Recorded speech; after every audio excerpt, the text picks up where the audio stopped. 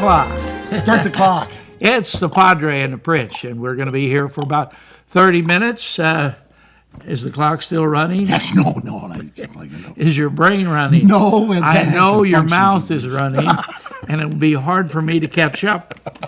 That's why I try to introduce this every week, hoping that, I'll get a word in at the beginning. But I'm the Padre, and he's the Pritch, and we're delighted to be able to share some of our life experiences, some advice that we've gotten from aging. Yes. Aging, not always beautifully, but aging. Aging. Like cheese. And we... I knew that was... Why did I know that was coming? All right, cheese, you said. Cheese. Okay, here we go. Anyway, we are trying to put some life into life that will help you get over the humps and cross the fences, and if you stumble on a rock or two, to be able to go forward with your life. So that's what we're about, and we share a lot of stories in our life. Mike, of course, the Pritch has had multiple experiences working with all kinds of people who've had difficulties, beginning with the smallest little kids all the way up to people who have served time.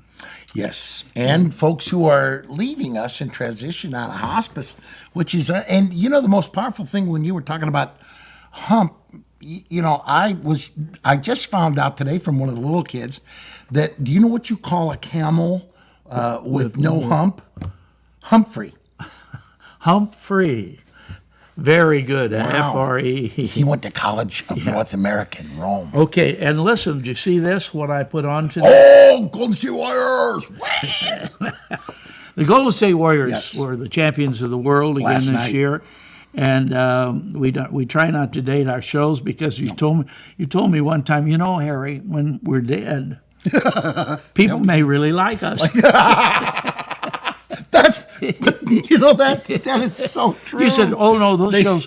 What we're doing it'll like cheese and wine. Exactly. Aging, well. And with spirit. Right. But it's a that was really well put. That was good. It's a wonderful story how these Golden State Warriors have overcome such obstacles, especially with our friend Thompson, who was out Klay Thompson so many months, a year and a half, and was able to come back, even to play. He misses a shot, he makes a shot, whatever, but even to play at that high level after what he's gone through. And Coach Kerr too, for standing up and talking to as a community leader and standing up because he had lost his father, was a diplomat. He had lost his father to violence, and he called to account all of us and the community responsibility to be involved in stopping the weapons that are going on in Uvalde and Baltimore. And he goes, how many times do we have to see this? And I think that the grace of that moment where he took the spotlight from his win to express to the media, even if it's sports media, that the need for us to pay attention to community violence. Did he do that last night, or was that a couple of nights? When they won the exactly, other game. Right. Yeah. And it was here's a young man who lost his dad, and it had put a huge hole in his life. Violence doesn't have a zip code, folks, and violence can happen anywhere. The same with weaponry.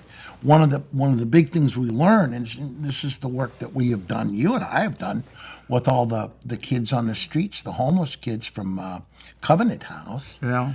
Just when we would download them, and you were the director of those films, just listening to the sorrows. And we had kids from Central America and South America with their mentor who brought them up to Denver to come with us. And you said there's no zip code. And even last night, after the Warriors win and all of that celebration, I don't mean to take you away from your phone, but this morning, there's another shooting in Alabama. Did you see that? Yeah, I did. Yeah. I mean, goodness. And, I think it was Episcopal Church. Yep. Inside a church. It was. Yeah. But, look, Father, the reason I'm here in this studio is because the young man who helps run this studio with Cesar and the rest of the crew and Ra, He was on my show after Columbine. Trevor Henley was on my show after Columbine at San Rafael High, and we were discussing the violence then. That's 22 years ago. Whoa. That was paid for by See's Candy, by Chuck Huggins, and Warren Buffett, who's Berkshire Hathaway owns that. So there are women and men out there who know the real successes in America aren't the people that love money and use people. They're the people that love people and use money to help. So they saw us. This studio is a direct reflection of what he learned when he joined Rotary, and he has been teaching peace and helping me teach peace. And these young people, and with Cesar and Ra, they're teaching high school students how to do this technology, which is urgently important to our communities to build that. And the spiritual stuff that you and I just talk about, this isn't about religion, folks. It's about the spiritual wellness of community. And that's what Harry and I talk about. It's not about Catholicism, but we're both Catholics. And it's a lot about, when you say spiritual, we introduce there, what is your spiritual relationship with the deity or with God or with whatever higher power? Even AAA has all this talks about higher power. Right. And I'd like to share something. I was going to do this at the end of the show, but maybe I should do it now because it happened in the year. Let's see. I think you were 4 or 5 in the year 343. There's the old cheese smell again. There he goes. Hey, the cheese there smell. you go. No, this man lived and in the 4th century, died in 373, and he was talking about prayer, and all kinds of people pray and they don't even know it. Right. They're praying. People are praying all the time, and it's not like sitting down and opening up a Bible and reading a verse, or or even going to a religious service, which prayer is forced upon you at that time. That's why you go. You go there to pray. Right. So this guy, Ephrem is his name, Ephrem, who died in 373, says to the people at his time, do pray. Whether you're in a church or in your home or in the countryside, whether you are tending your flocks or constructing a building or going to a meeting. Wherever you can, get down on your knees, and when this is not possible, call on God mentally in the afternoon, in the morning, or at noon. For if you put prayer ahead of any other activity, and when you get out of bed in the morning, you direct your first thought to God, then evil, sin, will have no power over you. Wow. So that's just a couple of paragraphs from St. Ephrem, who died in the 4th century. And what he says that time, having a whole different experience of culture and people and, all the things that the technology we have now and the experiences of learning and how we learn. Here's a guy, all those men, who sees the importance of turning your mind or your heart to something bigger and hopefully better than you are or were. So without tying you up, I know that you don't go down on your knees anymore because I can't. They don't work. They don't. And you need surgery anyway. Are you still having it? Yeah, gonna have it. Years of football and rugby, I think that has destroyed both knees and I know it doesn't come from your classroom work. No. Thank you, Cardinal Dolan. My old room. Well, he was a classmate. I got a letter from him yesterday. Did you? Oh, just yesterday. Yeah. He hasn't read my book. Okay. Well, can you blame? Oh, no. He said, but I'm going to read it and thank you for because I told a story about him in the book, and that's why I sent him a copy. Look at page, 4 or whatever it was. Yeah. Well, anyway, he was your classmate. Yeah, he was my classmate and a great guy and happy and ebullient, and You know, it was a simpler time, as folks. 1964.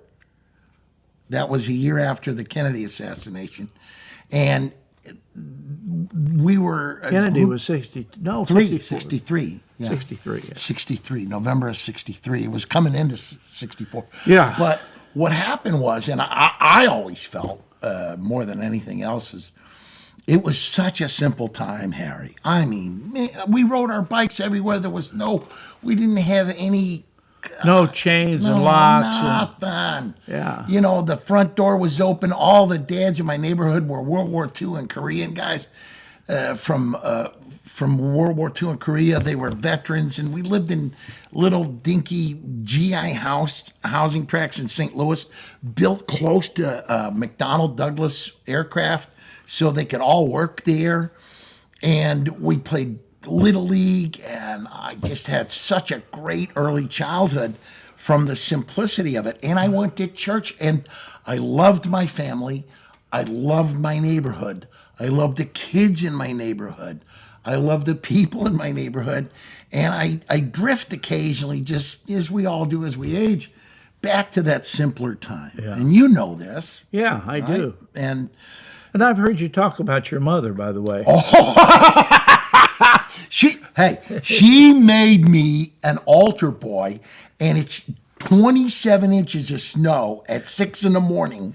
No, 5:30 in the morning. She woke me up. Here's your oatmeal. Hurry up. You got to go serve. I go, Mom, there won't be anybody there. Father Kerskeeter, he's not going to be. He's Father Kerskeeter? Kerskeeter. Oh. That was his name, Kerskeeter, Father Kerskeeter. He had a flat top hair. He was a Marine Corps chaplain. Oh. Yeah, it was really easy on the altar boys. So all of a sudden, she says, dress up. And she's putting the thing around me. I go, Mom, it's going to be chastised. She goes, shut up, you're serving God. Shut up, you're serving God. Now go. And you're out the door, and I'm like chest high in snow going. And you get there, there's nobody. The church is locked. There's nobody there. Fresh, no snow prints, But no footprints. not to nobody. And you walk in, and Kerskeeter goes, you made it? I go, you don't have my mother, Father. And he goes, wow. It's like there was no other altar boy there, I guarantee you. Nobody else was going to be found frozen to death out there. How come I didn't know Kerskeeter? Father Kerskeeter, Father Brunert, Father Winkleman was our pastor. Oh, I remember him. Yeah, he would make us drive all the way to the south side to the German section of town to get stolens. Oh. And he would go bring these back. He had the German baking goods and stuff. And he'd buy the butter, the cheese, and everything at the German dairy, Oh. And he'd make us altar boys go in, and we'd get him because he'd sit in the car and go, "Hurry it up!" Too. He was also a chaplain. Now, what your two brothers were older than you? Yeah, and Both. the big mutant life forms. One we looked like Coke machines with heads. Yeah. My father couldn't afford. He had to work 2 shifts to feed them.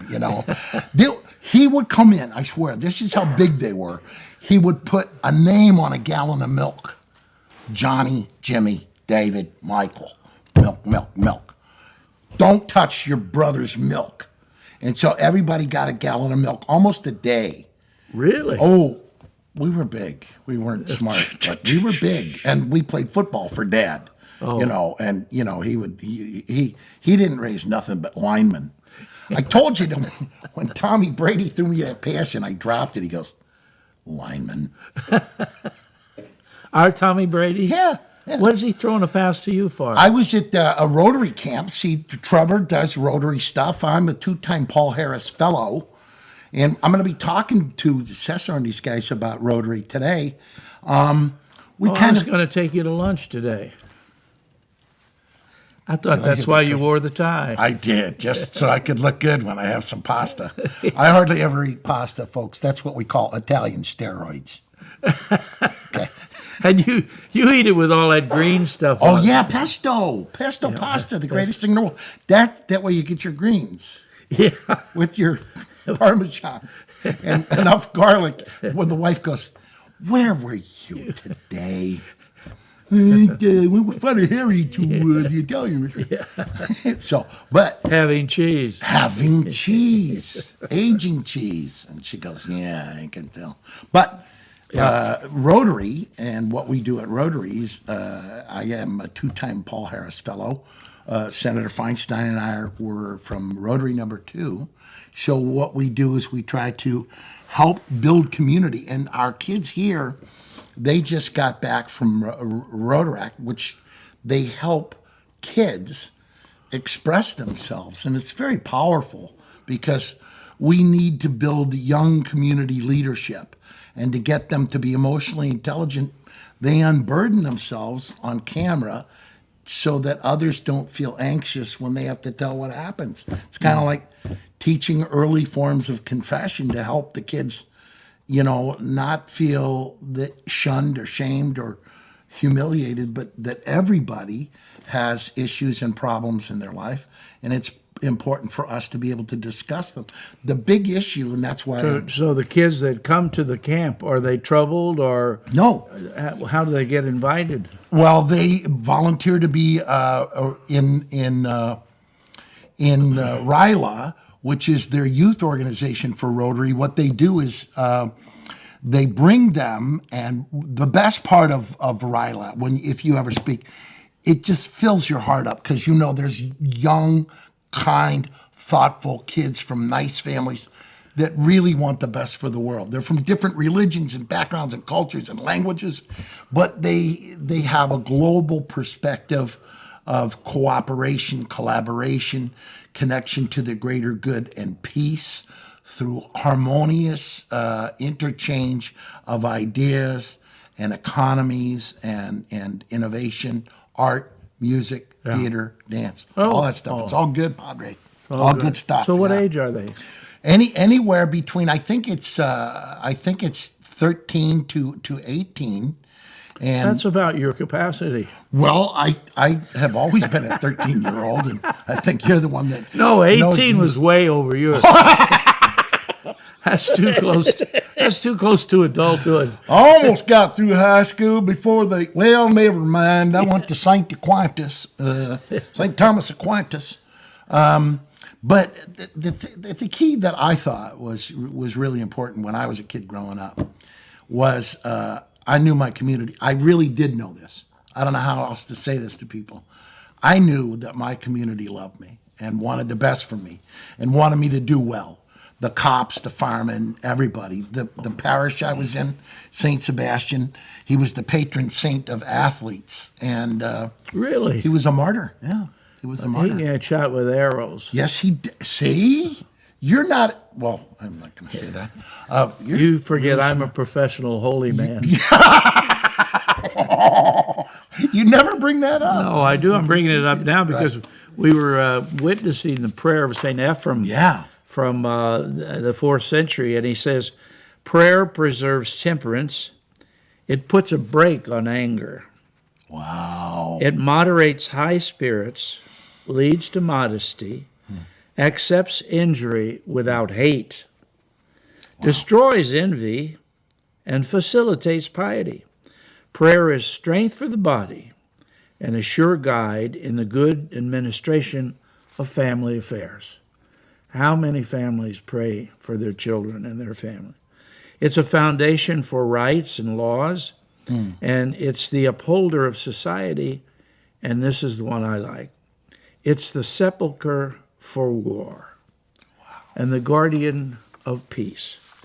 So if people prayed more, I don't know this, but it's burying war. Now we're praying all the time, every Sunday, every day, for peace in the Ukraine. And, it's not happening now. Maybe it won't for a long time, but that's still, we're still making the effort to reach out beyond ourselves to a higher power to help in this situation. The 46th Psalm says, There's a river of gladness that runs through the city of the Most Holy. He's within it, it will not fall. He'll save it at the break of dawn. Nations and kingdoms will totter, despots and tyrants will fall. But when he lifts his voice, the earth melts away. Come and look at all the desolation that he puts forth on earth. But he ends wars to the ends of the earth. He shatters the bow, he splinters the spear, he burns the shield with fire. Be still. Feel the presence of the Lord. The Lord of all the host of angels is with us. The God of Jacob is our fortress.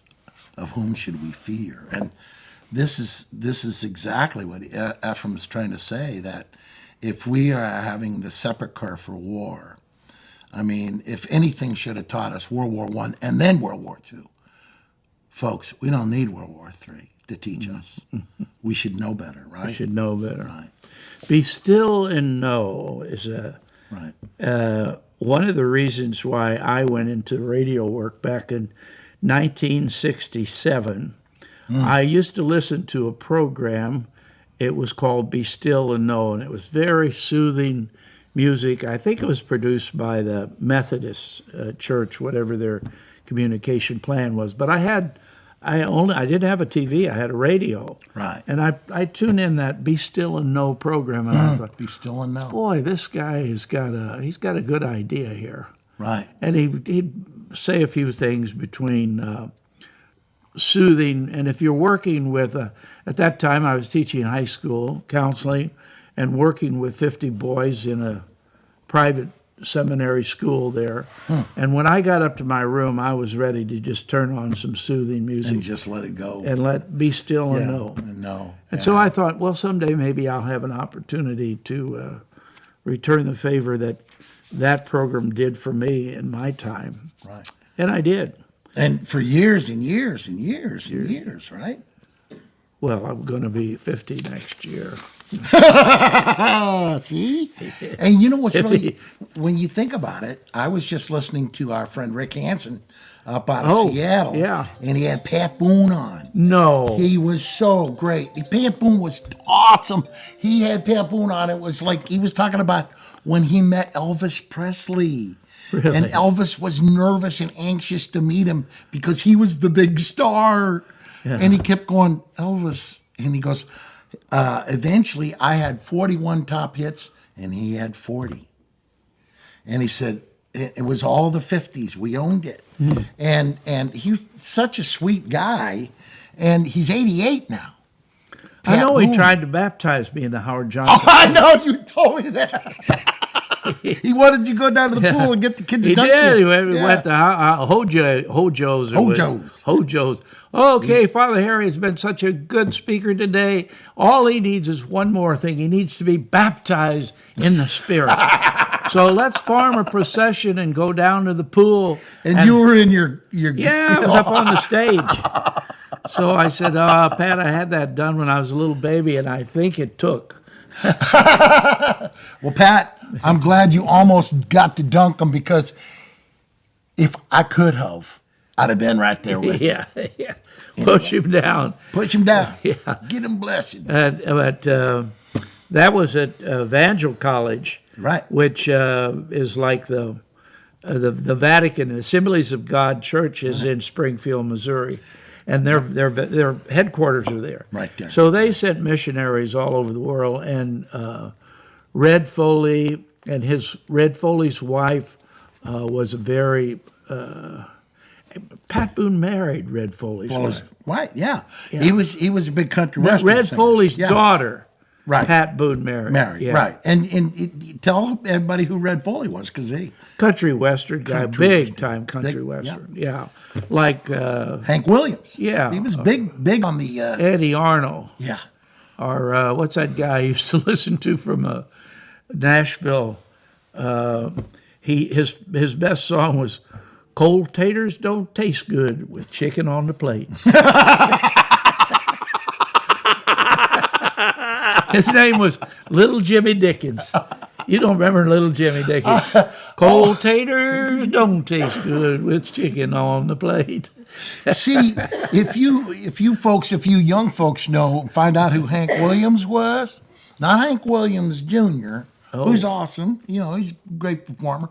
But Hank Williams Sr., I wandered so aimless, my life full of sin, I wouldn't let my dear Savior in. Then Jesus came like a stranger in the night. Praise the Lord. I saw the light. I saw the light. I saw the light. No more darkness, no more night. I wandered so aimless, life full of sin. Anyway, there's people out there going, we just lost the whole thing. Get them off the air. Take them off. Take them away. Take them away. You know, we should have a hook for each one of them. I'd have to get overhead to get a double hook. But let me ask you something. Are you having fun? No. Are you 83 years old and having fun? Yeah. Then shut up. Okay. All right, we're back to prayer because we only got about 4 minutes. Okay. Sorry. It guards matrimony. It provides a great refuge for travelers. It looks after those who are asleep, gives confidence to those on guard, gives fertility to the harvest. You pray for your group, and provides a safe haven for sailors. Wow. Prayer is a protection to those in prison, a respite for those unchained, consultation for those who are depressed, tumultus for the cheerful, balm for those in tears, a crown for spouses, and rest for the dying. Amen. Written by St. Ephrem, who died in 373. Wow. So if you think there's something new under the sun, this is old. Wow. This is old stuff. So profoundly brilliant, spiritually, even now. Yeah. Oh, yeah. A sepulchre for war and a guardian of peace. Yeah, we kind of started out the show with enjoying the festivities of the Golden State Warriors. Right. And then we went on to the coach, who represents sanity and an Coach educated, Coach Curry, an educated and devoted human being. Yes. Who just looks into the camera and says, well, what are we doing, folks? Yeah. Why are we shooting people? Why are 18-year-olds killing little kids and people in shopping centers? And the answer is many of our mentally ill folks are crying with bullets instead of tears. There's a loneliness out there.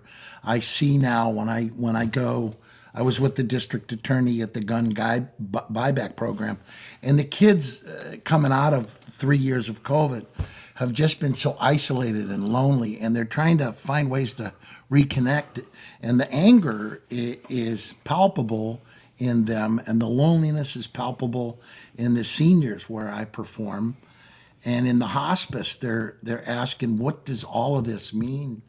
What did all these million people losing their lives mean? And how do we all try to deal with it? And what can we do together? St. Ephrem has the answer. Pray. Yeah. You know, as you taught me, why worry if you can pray? Yeah. Right? And I've often said this, and I've said it to you, but you usually fall asleep when I Why count sheep when you can count on God? Wow. So well put. You know, I figured God's going to be up all night anyway, so Yeah. give your problems over to Surrender. Right? Yeah, give and relax and enjoy your life. After all, this is the only one we have, right? You know, Here. I have this one line I used to tell all the kids was the pig Latin for relax is elaxare. Elaxare. And you want to have everybody get wafted into the elaxare. Unwind, find kind, remind. Let it go, folks. Yeah, and we're going to have a blessed to whole be show stressed. on pig Latin next week. I want to test your skills. Hey, thanks, everybody. We enjoyed our time here with each other, and I hope you enjoyed being with us. I'm the Padre, and he's the Pritch. And we hope to see you again soon. God bless. Thank you, Thay.